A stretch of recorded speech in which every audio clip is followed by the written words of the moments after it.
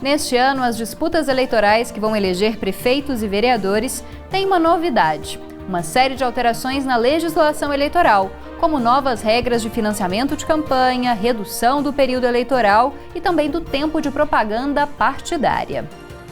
Bom, e além disso, vivemos um momento muito particular na história do Brasil, com uma série de manifestações populares desde 2013, polarização política e um processo de impeachment contra a presidente Dilma Rousseff, do PT. E é por isso que hoje nós vamos falar sobre o contexto das eleições 2016.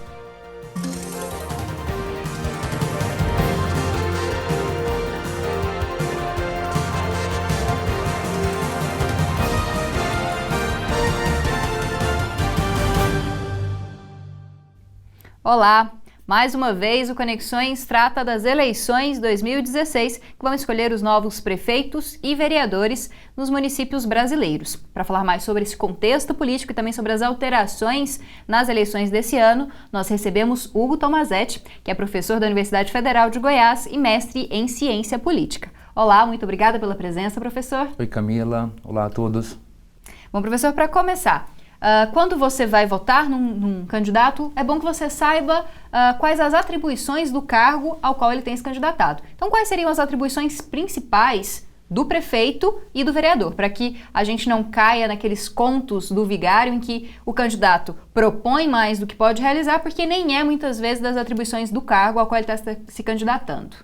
Sem dúvida, Camila. O que mais ocorre nas eleições é uma troca das atribuições que são atribuições constitucionais de todos os cargos, né? A gente tem ali uma série de atribuições que vêm da própria Constituição para prefeito, vereador, para deputado estadual, federal, para senadores, e esses cargos eles têm divisões muito específicas. O prefeito, por exemplo, ele cuida, tal qual um síndico, da administração pública da cidade e dos serviços públicos ligados diretamente à vida do cidadão aqui, no bairro, na cidade, no dia a dia, né? E o vereador tem como principal função fiscalizar as obras, fiscalizar a execução do orçamento da prefeitura e também, no final das contas, acompanhar de perto o desenvolvimento dessas ações e atribuições do prefeito. É o vereador que faz a ponte com o prefeito no final das contas, é o vereador que está mais próximo da população, é o vereador que consegue estar nos bairros falando com as pessoas no final das contas.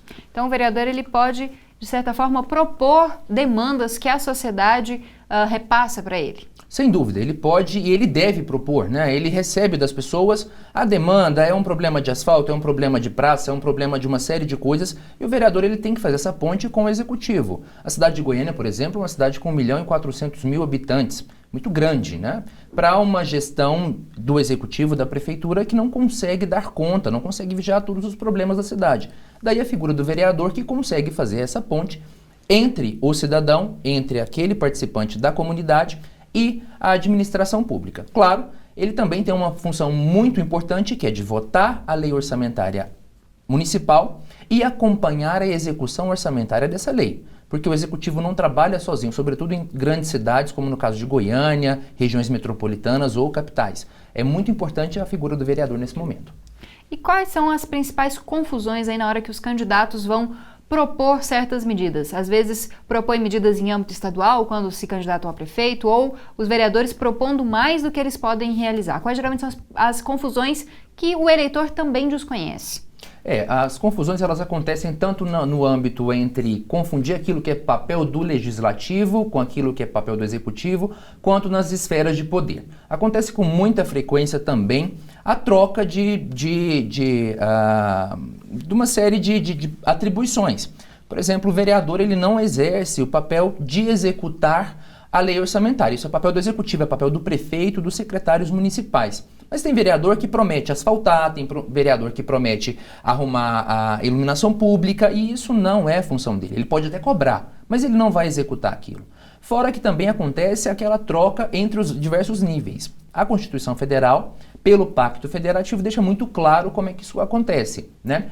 Para o governo do estado, a segurança pública é um dos pontos mais importantes. Isso já não é voltado para o município. O prefeito não tem que se preocupar com a segurança pública, porque não é função precípua dele, de acordo com a Constituição Federal. No entanto, às vezes isso acontece, né? Prefeito que promete que vai melhorar a segurança pública, é prefeito que promete que vai resolver problemas de hospitais, de grandes hospitais, coisas que isso foge completamente àquilo que faz parte das funções do próprio prefeito. Já que o senhor tocou nesse assunto, esse ano um dos principais pontos que os candidatos têm tocado é a segurança pública, apesar de serem candidatos à prefeitura. A gente tem candidatos diretamente ligados ao setor de segurança pública, tanto candidatos a vice quanto candidatos a prefeito de Goiânia, ligados a esse setor que já estiveram à frente de delegacias ou mesmo na Secretaria de Segurança Pública. Como que o senhor percebe essa demanda que surgiu nessa eleição em âmbito municipal? É muito curioso. Aqui em Goiânia, em particular, a demanda por segurança pública ela vem já de algum tempo, né? Desde 2013, 2014, a gente já tem um aumento muito significativo dessa demanda por segurança em Goiânia e na região metropolitana. É muito curioso como isso acabou caindo no colo da campanha eleitoral de 2016. Inclusive fazendo com que candidatos a prefeitos e candidatos a vice-prefeitos aqui de Goiânia tivessem uma ligação tão intrínseca com a segurança pública. Só que no final das contas já se percebeu e o próprio eleitor já está percebendo que não é função do candidato a prefeito ou do prefeito de resolver esse tipo de problema. Ele pode dar algum tipo de apoio para o governo estadual, que é quem tem a atribuição constitucional de garantir a segurança pública.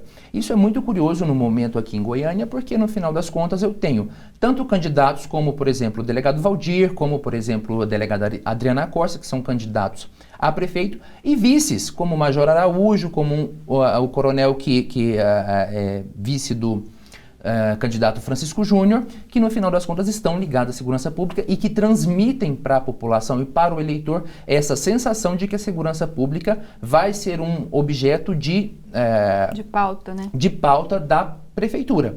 Mas no final das contas, o máximo que ele pode fazer é uma gestão junto ao governo estadual para melhorar. Por outro lado, a gestão da segurança pública também tem uma coisa muito interessante. O prefeito tem o papel de manter a cidade organizada e limpa. A partir disso, a segurança também melhora. Bom, a gente vai para um rápido intervalo e continua falando das eleições municipais de 2016 no próximo bloco.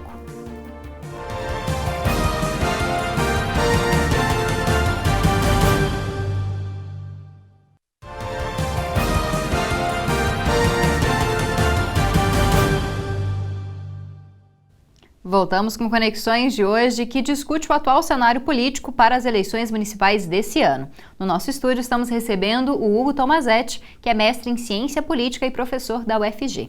Hugo, agora falando mais especificamente dessa eleição e desse cenário que se desenha, a gente tem uma eleição agora diferente das anteriores, com uma campanha menor, um período de campanha em rádio, televisão menor do que o anterior, uma campanha provavelmente muito mais barata, porque existe um teto para essa campanha e também a impossibilidade de financiamento público dessas campanhas, né? Como é que você percebe esse cenário? Deve mudar muita coisa? Deve mudar a forma com que os candidatos se apresentam e que a população entende essas campanhas?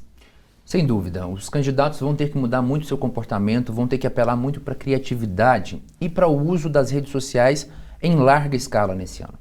As campanhas estão muito menores, são 45 dias de campanha no final das contas e também tem uma limitação muito grande dos gastos. Aqui em Goiânia, por exemplo, o gasto máximo para uma eleição de vereador não vai poder passar de R$200 mil. E isso é um teto baseado na eleição de 2012, em que o vereador que gastou mais gastou R$500 mil para se eleger. Então houve um corte muito grande com relação a esses gastos. Isso tudo vai fazer com que campanhas tenham que se redesenhar. Aquela campanha baseada no santinho, na gritaria na rua, eu diria, no final das contas, ali com carros de som, com grandes carreatas e passeatas, aquilo vai ter que se reduzir a pouquíssimas participações, a grandes movimentos muito pequenos. Eu diria, no final das contas, que as campanhas vão ser campanhas de reunião. Porque o dinheiro vai ser muito curto, o financiamento privado não ocorre mais, né? Pelo menos legalmente, a gente espera, e os candidatos vão ter que se desdobrar para, primeiro, não encher o saco do eleitor com relação às redes sociais, porque a gente sabe muito bem que isso pode acontecer, e mostrar a criatividade de trazer essas propostas para os eleitores de forma rápida e assertiva.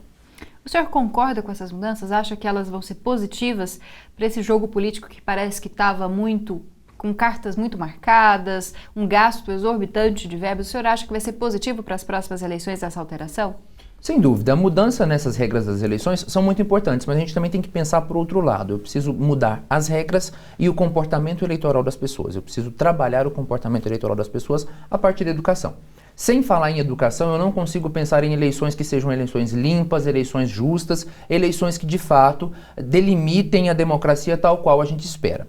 Né? A justiça eleitoral faz a parte dela, a legislação até tenta, em alguma maneira, trabalhar em cima disso, mas a gente precisa da educação eleitoral, de mostrar para o eleitor qual é o papel dele na política e que, no final das contas, ele vai ter 4 anos para aguentar aquele eleito ou eleita que ele colocou ali. Né? As gestões desastrosas já aconteceram inúmeras vezes, aqui no Brasil e em vários lugares, aqui em Goiânia particularmente também, e a gente precisa convencer o eleitor de que ele tem um papel muito importante nisso. A legislação veio, mudou, melhorou, mas agora a gente precisa trabalhar com o eleitor, com a educação do eleitor.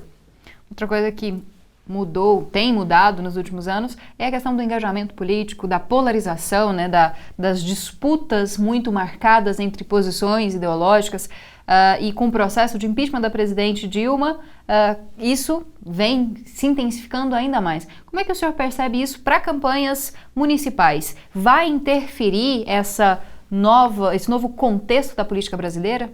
A política brasileira está num momento muito curioso. Desde 2013, quando eu tenho ali as manifestações, tem uma eleição em 2014, as eleições gerais para presidente, para governadores, e eu começo uma polarização muito grande no país. Né? Há uma divisão muito clara entre quem é a favor do governo e quem é contra o governo federal no caso. Né? E isso tudo acabou agora desaguando no processo de impeachment da presidente Dilma Rousseff e com a participação, inclusive, ali agora da criação do cenário do presidente interino Michel Temer e todas as alianças que acontecem. Mas há uma coisa muito particular que acontece nas eleições brasileiras. Os partidos políticos têm um papel muito curioso, porque as alianças que acontecem no âmbito municipal, nos âmbitos regionais, nem sempre refletem aquilo que é o nacional. Isso, aqui em Goiânia também isso acontece com alguma frequência. Olha só, nós temos aqui uma aliança entre PMDB e DEM nessa eleição.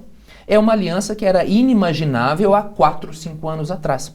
Isso tudo para fazer força a uma outra frente política que no nível nacional todos os 3 partidos estão ligados e trabalhando como uma frente nesse momento de situação e em oposição ao governo da presidente afastada Dilma Rousseff. Então, essa confluência de partidos e essa configuração de partidos, ela é muito bairrista dependendo de onde a gente fala. Então, eu não posso falar do PMDB do Rio de Janeiro é igual ao PMDB de Goiás, assim como o PSDB do Ceará é igual ao PSDB do DF. Então, eu tenho muitas diferenças regionais que se refletem basicamente nas eleições municipais e que acabam reverberando depois nas eleições estaduais. Bom, e em relação às decisões que a gente vai tomar agora para prefeito, vereador, isso pode também influenciar nas eleições para governador e para presidente daqui a 2 anos? Sem dúvida. As alianças começam agora, né? Todo o trato político para 2018 começa em 2016. É onde as alianças se firmam, é onde acontecem todos aqueles arranjos políticos que vão prever alguma coisa para 2018. O Brasil está passando por vários turbilhões políticos, Brasília não dá sossego para ninguém, né? A gente está acompanhando ali o par e passo de tudo que está acontecendo em Brasília e muita coisa pode acontecer nesse inteirinho de 2 anos. No entanto, tudo isso começa a ser desenhado agora, a partir das eleições municipais, porque o eleitor ele está na cidade, ele está aqui no bairro, na comunidade. E a partir da eleição de prefeitos, que são partidários ou não, de governos estaduais ou do governo federal, é que eu tenho a regimentação de votos para fazer boas coligações, para fazer coligações fortes que no final das contas vão reverberar, sem dúvida, no governo estadual e no governo federal. A gente vai para mais um intervalo. No próximo bloco a gente finaliza a nossa conversa a respeito das eleições 2016.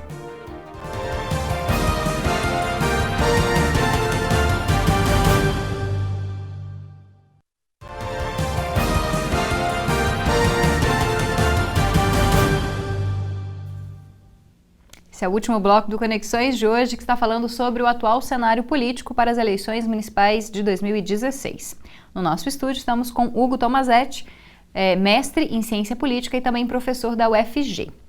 Bom, professor, como é que o senhor analisa o cenário dos candidatos a prefeito e a vice-prefeito desse ano? Algumas coligações inusitadas que a gente não esperaria há algum tempo, como o senhor mesmo disse, muita troca de alianças. Iris Rezende, que disse que não ia se candidatar, no final das contas se candidatou novamente com 82 anos de idade e ainda é um candidato muito forte nas pesquisas. Como é que o senhor analisa esse cenário até aí outubro? Sem dúvida. O cenário de Goiânia é um cenário que foi muito curioso e, assim como eu disse na Rádio Universitária, o cenário da eleição de Goiânia foi definido nos 45 minutos do último dia do prazo eleitoral, que era 5 de agosto. Foi quando todas as alianças fecharam. E ainda teve mais. Na terça-feira seguinte, que foi dia 8 de agosto, quando a última alteração nas atas eleitorais, nas atas das convenções poderiam ser feitas, ainda aconteceram mudanças, que foi quando os vices foram definidos. Iris Rezende saiu como pré-candidato, recuou, algo que é natural, que acontece assim de 2 em 2 anos na sua vida política nas últimas eleições.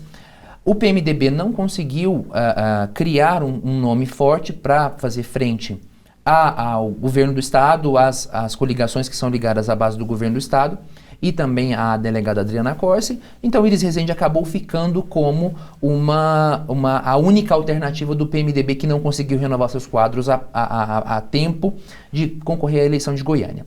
No final das contas, a gente tem Iris Rezende, delegado Valdir, que também começou muito bem, algumas pesquisas trouxeram dados acerca do seu desempenho, inclusive à frente dos outros candidatos no começo das pré-candidaturas, mas ele entrou numa curva de queda e hoje tem uma coligação muito fraca. São 2 partidos, é o partido dele e o partido da vice, que dão sustentação, que diminui tempo de televisão, que diminui, no final das contas, também o financiamento para a campanha.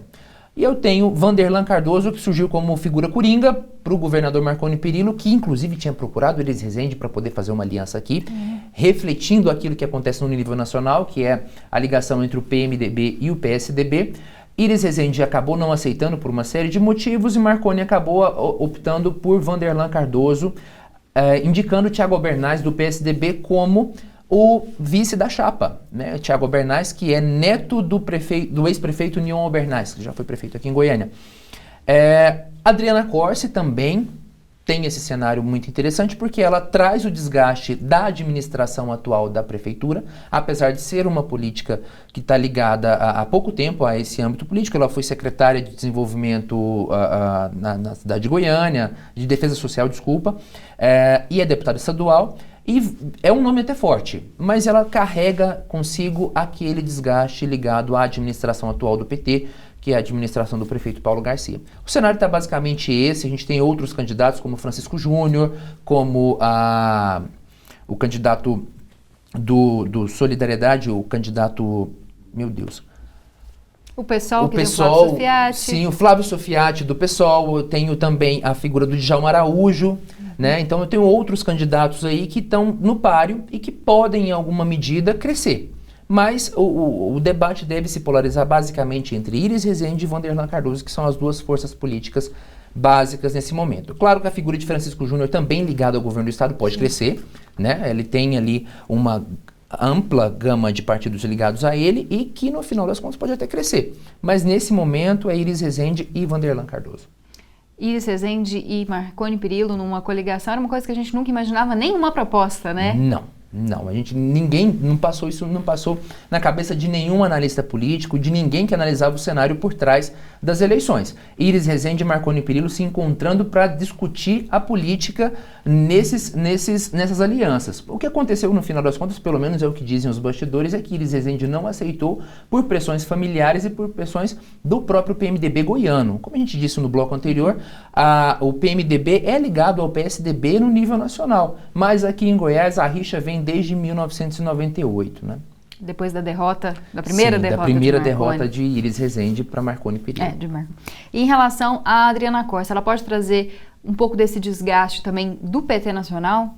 Sem dúvida, o PT ele vai trazer esse desgaste para todos os seus candidatos. Inclusive, há uma série de reuniões acontecendo do PT em nível nacional para discutir qual vai ser a participação nas eleições municipais, porque o PT tem muita base municipal, os governos do presidente Lula e da presidente Dilma Rousseff elegeram vários prefeitos nesses últimos 13 anos. Só que esse desgaste todo que acontece no Senado Nacional vai refletir agora, indubitavelmente, nas eleições municipais.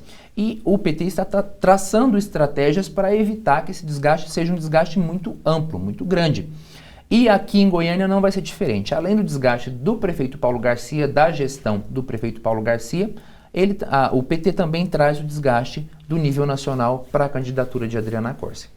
A gente falou das atribuições de prefeito e vereador, mas a gente não falou do vice-prefeito, né? Os candidatos a vice. Qual que é a importância e qual é a relevância desse candidato, que ele pode fazer aí pela cidade também? Eu acho que agora, depois da questão do Michel Temer ter assumido o governo e depois se colocado contra a presidente Dilma, que antes eram aliados, a gente enxerga a figura do vice também de uma forma diferente, né? Sim. O vice, ele tem as atribuições constitucionais dele, que é de substituir o prefeito em alguma incapacidade, em algum momento que seja necessário a ausência do prefeito na cidade. Um prefeito que está em viagem internacional, que está de férias ou alguma coisa do tipo, o vice está lá para poder substituí-lo. Ou num caso até de impeachment, porque impeachment acontece em todos os níveis da federação. O vice-prefeito é muito importante e ele precisa ser olhado pela população com olhos muito atentos, porque é ele quem vai assumir caso seja necessário. E o que acontece no final das contas é que esse vice, ele também pode ajudar na gestão da prefeitura quando o prefeito assim o deseja. Ele pode ser um conselheiro do prefeito, ele pode ter um papel muito mais importante na construção dessa cidade que a gente quer, no final das contas, porque ele pode ajudar por meio do seu gabinete a tomar decisões, a criar um bom cenário de gestão para o executivo que funcione bem para a cidade. Um vice que é brigado com o prefeito não funciona muito bem e isso acaba atrapalhando a cidade. É bom, então, a gente prestar atenção também no vice. No vice também, sem dúvida. Bom, infelizmente nosso tempo acabou. Muito obrigada pela presença. Espero que você retorne ao Conexões, também aos demais programas da casa, para poder falar mais, para a gente explicar mais sobre esse contexto político. Obrigado, Camila. Um abraço a todos. Bom, Conexões de hoje está chegando ao fim. Esse programa é produzido em parceria com a Assessoria de Comunicação da Universidade Federal de Goiás e também com a Rádio Universitária. Você pode ver todos os nossos episódios no site da TV UFG gratuitamente. Também você pode conhecer os outros programas da TV UFG acessando as redes sociais, com conteúdos exclusivos que você também pode compartilhar e nos mandar sugestões. Essas sugestões, críticas, comentários, você pode fazer no e-mail jornalismo@tvufg.org.br. Lembrando que o Conexões é exibido também na Rádio Universitária, então se você quiser acompanhar pela rádio, você também pode. Uma ótima semana para você e eu te espero na próxima terça.